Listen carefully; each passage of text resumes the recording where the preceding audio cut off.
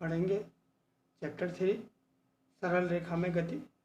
सरल रेखा की में गति को हम जब पढ़ते हैं तो उसके बारे में हमारे जो मुख्य बिंदु फोकस होते हैं, मुख्य बिंदु होते हैं, उनमें एक है दूरी, नंबर 2 विस्थापन, चाल, औसत चाल, वेग, औसत वेग, तात्क्षणिक चाल, तात्क्षणिक वेग, त्वरण, तात्क्षणिक त्वरण, ये हमारे मुख्य बिंदु हैं। इसके साथ साथ और भी हमारे जो भी बिंदु इसके अंतर्गत हम हमारे सिलेबस में हैं उनको हम कवर करेंगे। तो आइए देखते हैं। सबसे पहले दूरी। दूरी क्या होती है? किसी कण या वस्तु के द्वारा एक बिंदु से दूसरे बिंदु तक जाने में जो उसके पथ की कुल लंबाई होती है, उस पथ की लंबाई को हम क्या कहते हैं? दूरी कहते हैं। यानी संक्षेप रूप से में किसी कण के पथ की लंबाई जो एक बिंदु से दूसरे बिंदु तक जाने में तय की जाती है, उसे हम कहते हैं उसकी दूरी। अब देखिए, इसको उदाहरण के तौर पे समझ सकते हैं। आप अपने घर से स्कूल जा रहे हैं और स्कूल के बीच में एक रास्ता वो है जहाँ पर कि मार्केट नहीं पड़ता, और आते समय आपको जो है स्कूल से घर आना था, तो घर के लिए कुछ सामान भी लेना था, तो वहाँ से आपको क्या होगा, मार्केट से होकर के गुजरना पड़ेगा। तो उस स्थिति में आपके दोनों रास्ते अलग अलग हो गए। तो इस अवस्था में जो आपका घर से स्कूल जाना और स्कूल से बाजार के रास्ते घर तक आना जो है, आपकी कुल पथ की लंबाई की जो माप होगी उसको हम दूरी कहेंगे। संक्षेप रूप में, घर से स्कूल और स्कूल से घर आने में आपके द्वारा कुल जितनी दूरी, जितनी आपके पथ की लंबाई होगी उसे ही हम दूरी कहेंगे। चाहे आप किसी भी मार्ग का चयन करें तो मार्ग की कुल माप उसकी दूरी को व्यक्त करेगा। दूसरा आता है विस्थापन। विस्थापन होता है किसी भी कण के प्रारंभिक व अंतिम बिंदु के मध्य की न्यूनतम दूरी को विस्थापन कहते हैं। तो बच्चों, तो प्रारंभिक व अंतिम बिंदु के मध्य की जो न्यूनतम दूरी होती है, जैसे हम क्या करते हैं, यहाँ से चलते हैं, मान लिए हम इसको बनाते हैं, यहाँ से चलते हैं हम, ये गए, इसके बाद इधर गए, फिर इधर गए, फिर इधर गए, फिर इधर नीचे आए, और फिर ये आपका हुआ। तो स्टार्टिंग पॉइंट ए है और ए से हम क्या हुआ, फिर ए पर ही लौट आए, तो आपका विस्थापन क्या होगा। और दूसरी स्थिति हम इसको बनाते हैं कि ये आपका विस्थापन के लिए यहाँ गए आप, इसके बाद ये गए टेढ़े, फिर आपने जो है इस तरीके से जाना है और इधर आ जाना, तो आपका क्या होगा, बी बिंदु ये है, ए बिंदु ये है, तो आपके इसके बीच की जो न्यूनतम दूरी है, ए और बी के बीच की न्यूनतम दूरी, उसको हम क्या कहेंगे, विस्थापन। संक्षेप रूप से हम बोलेंगे किसी भी कण की प्रारंभिक व अंतिम बिंदु के मध्य की न्यूनतम जो दूरी होती है उसको हम विस्थापन कहते हैं। तो देखिए, ए और बी यहाँ पर है और यहाँ पे क्या ए है, तो आप देखेंगे यहाँ पे विस्थापन 0 है, और यहाँ पे क्या ए और बी के मध्य की जो माप है, इन दोनों के बीच, प्रारंभिक और अंतिम बिंदु के बीच की न्यूनतम माप, उसे हम कहते हैं विस्थापन।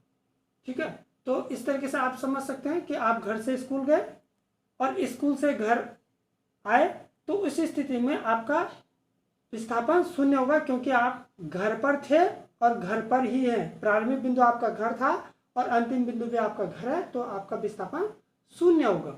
ठीक है, ठीक है, दूरी और हमने विस्थापन पढ़ लिया। अब आते हैं हम चाल। चाल क्या होते हैं, जिसको हम इंग्लिश वर्ड के स्पीड से बोलते हैं, स्पीड। तो स्पीड को हम समझें, किसी कण द्वारा एकांक समय में तय की गई दूरी को हम चाल कहते हैं। और चाल यानी हम बोले कोई कण टी समय में आपकी एस दूरी तय करता है, तो उस कण की जो चाल होगी वो कुल दूरी बटे समय, एक सूत्र है, जैसे कि हमने यहाँ पे परिभाषा बताई आपको, तो कुल दूरी एस बटे टी। तो इस स्थिति में आपका चाल होगा। अब देखिए, इसमें चाल जो है आपका एक समान चाल भी, एक समान आपका यहाँ पे है, एक समान चाल आपकी किसे कहते हैं, जब हमारा समान समांतरालों में तय की गई दूरी समान होती है, उसे हम कहते हैं एक समान चाल। यानी आपका देखें, जैसे हम फॉर एग्जाम्पल कहें 1 सेकंड में 2 मीटर चला, 2 सेकंड में 4 मीटर चला, 3 सेकंड में 6 मीटर चला, 4 सेकंड में जो है 8 मीटर चला।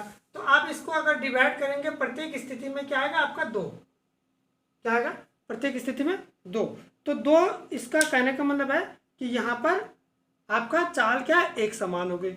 अब इसका जो मात्रक है, दूरी का मात्रक क्या है, मीटर, दूरी का मात्रक मीटर, और इसका समय का मात्रक है सेकंड, मीटर प्रति सेकंड इसका क्या है मात्रक, इसका मीटर प्रति सेकंड इसका मात्रक होगा। अब देखिए बच्चों, अब हमारे पास चाल के बाद अगला जो आर्टिकल है औसत चाल।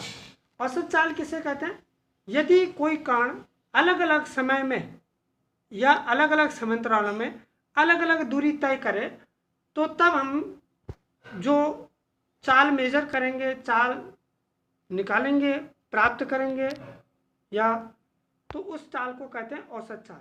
तो औसत चाल कैसे हम मेजर कर सकते हैं? मान लीजिए देखिए कोई वस्तु है और उस या कण है, उसके द्वारा एकांक समांतराल में तय की गई दूरी को हम चाल कहते हैं।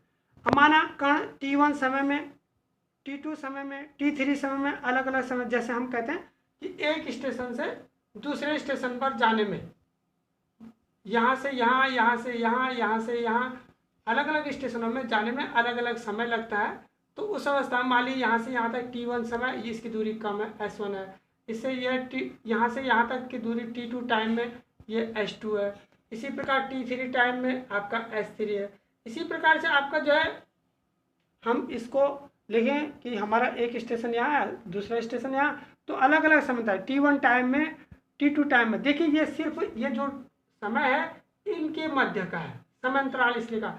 आप कहीं ये ना हो कि यहाँ से लेकर के यहाँ तक की माप, यहाँ से लेकर के यहाँ तक की माप सारा को आप एक साथ समझ लें, लेकिन आपको सिर्फ है कि ये दूरी इन दोनों के मध्य की है, तो समय भी इस बिंदु से इस बिंदु तक जाने में लगेगा।